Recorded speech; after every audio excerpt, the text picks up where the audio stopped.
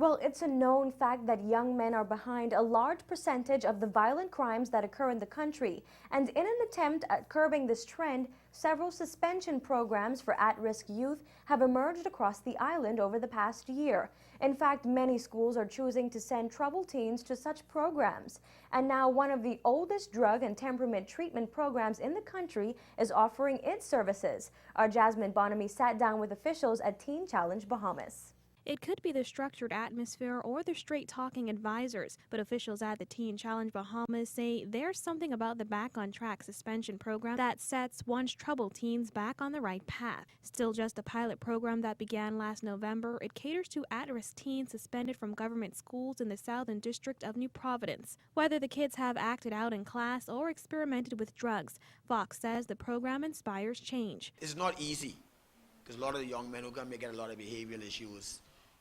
And we try to set some standards, give them some challenges and set some barriers and give them some work to do and give them a little bit of entertainment too. We let them go in the computer lab, we have a pool table, but we try to put some structure in their lives. And Fox says that structure is key for the program that takes in suspended students for about 2 weeks at a time. But what are some of the main reasons students are being suspended?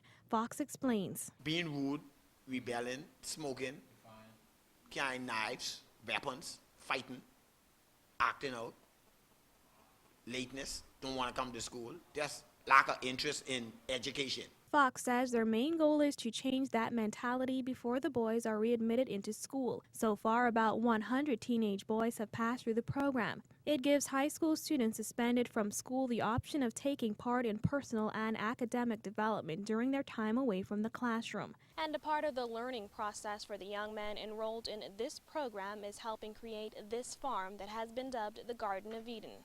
Former drug addict and Teen Challenge success story Andre Chappelle counsels the teens. A lot of these kids, they don't see it. They have no self-worth, no self-esteem. Because all their lives and the environment that they've been brought up in, people have been downing them and dissing them.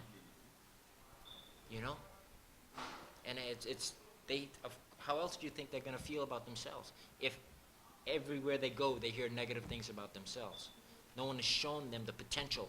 Fox says the reality is that 2 weeks is just not enough time to completely change bad behavior, as more intensive and consistent work is a must. Behavior doesn't change in 2 weeks. You know, you're looking at a pattern.